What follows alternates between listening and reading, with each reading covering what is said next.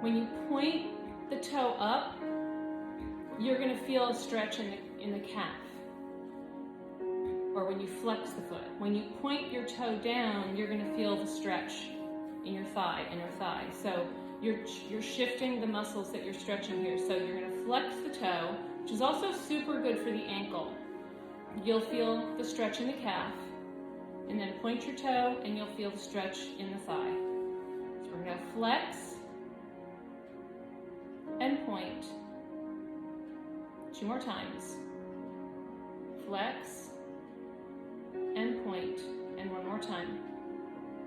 Flex and point. And now we're going to change. So you can come up to neutral for a minute if you want to. And then we're going to go left leg in, like we started with the other leg. And this is the one that for me is a lot harder because that left hip is locked. So this is where I have to work a little harder. That knee is not going to naturally go to the floor for me. So I'm just going to take a minute and let my body get comfortable. And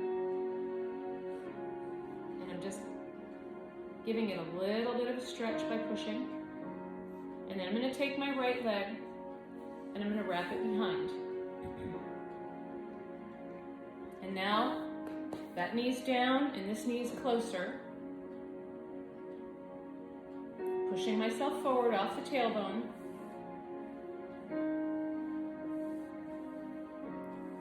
And now we can close our eyes, pull up in the body, and breathe.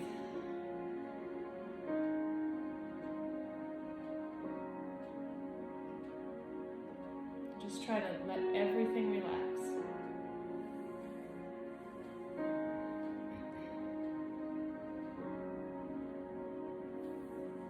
Now we're going to come back with the right leg, and we're going to extend it, just like we did with the left. We're going to point it. Same thing, when you point, you're going to feel the stretch in the thigh, and when you flex, you're going to feel the stretch in the calf. So we're going to point and flex. Try to stay up in the body. Point and flex. Point and flex. Let's do 2 more. Point and flex. Point and flex. And relax and come back to a central point here. And you're probably going to feel like this is a little more comfortable than it was when you started.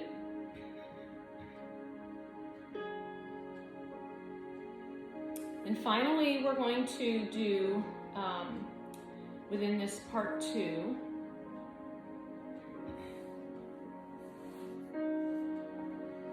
come onto your knees, get yourself comfortable, and you want to look up with your head and keep your back flat. Put your knees slightly apart. And what you're going to do is you're going to now tuck your chin to your chest and arch your back as much as you can.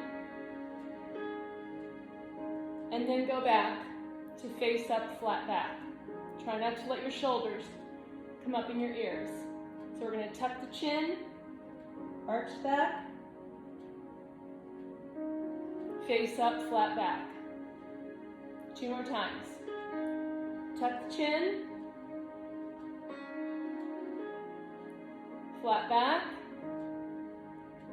1 more time. Tuck the chin.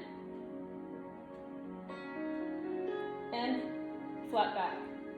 And again, pay attention to your breathing. If you feel like you stop breathing or you shallow breathe, pay attention and make sure that you're taking some breaths in and out as you're moving. Now, put your feet together, put your knees apart, and push yourself back to where you're somewhat sitting on your feet. And just let your hands slide forward and just tuck your head and bring your hands together and just let everything relax. And if you want to get a good stretch here, you can take your hands and sort of push back onto your feet. But mostly right here, I just really want you to just let your body relax. And breathe.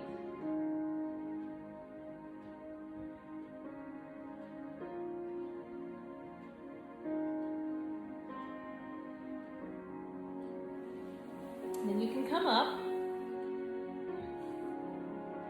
And that's part 2. And the third part is much shorter, but it's a little harder. And this is an area that you need to be patient with yourself. This is a really good stretch, really good for the body and for your equilibrium and your balance and all kinds of different things. It helps you to feel a little stronger in the body. So you're going to go back onto all fours. And you're going to put your feet slightly apart with your toes flexed.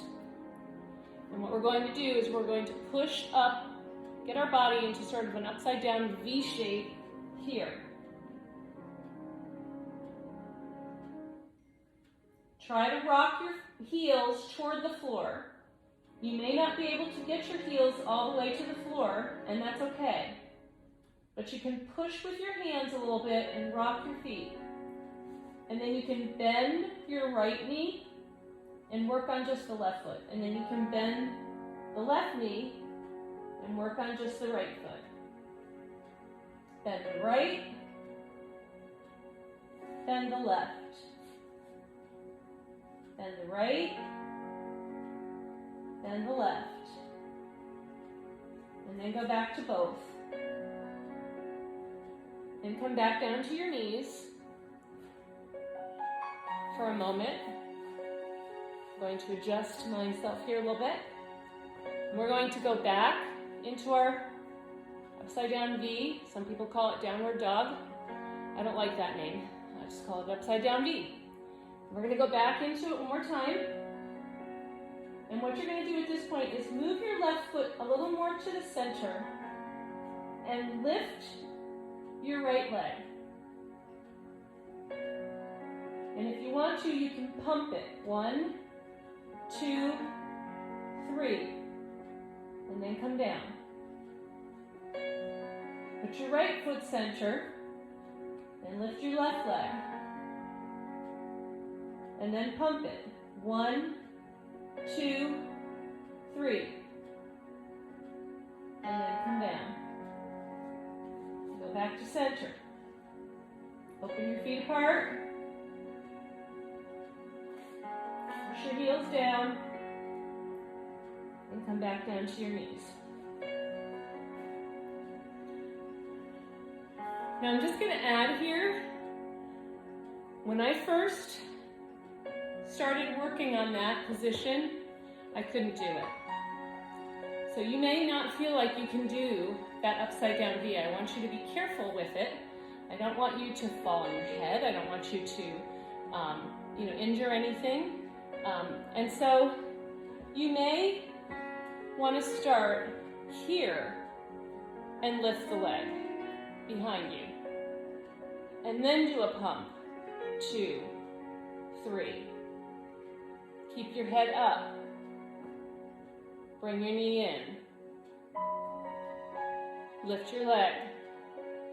And pump. 1, 2, 3. And then bring your leg in. So if the upside down V, putting yourself in that position, if your upper body strength is not there yet, don't force that. Instead, do the leg pumps on your knees. And one final piece of advice I would give, if your upper body strength is not real good, and you want to do something to start to encourage that a little bit more, what you can do is you can stand facing the wall. Just literally stand up, facing the wall, and put your hands on the wall so that they're bent. So you're only about a foot away from the wall. And begin to do push-ups against the wall. That way. Start with 5. Start with 1. If 1 is all you can do, do 1.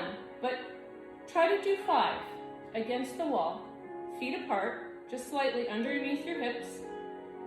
And then each day, add to it until you're doing 10 or 15 or 20 or more. And you'll begin to feel stronger in your upper body. So sometimes we think that, we have to do like a full push-up on the floor. I know that I cannot do a full push-up on the floor yet. I maybe could do 1. But I know that I can do a whole lot against the wall. And I have a lot of shoulder issues, and so I have to be very, very careful with building my upper body strength. And so that's something that you can do, is you can start on the wall and begin to do those push-ups just against the wall. And believe it or not, you are going to be activating those muscles and doing something that's moving them forward and strengthening that upper body. So that's our little simple stretching and breathing and beginning to do some basics for strengthening for today that you can do right in your home by yourself with some nice quiet music going. And you can do it every single day. First thing in the morning, get your head in the right place, take care of you, and then start your day.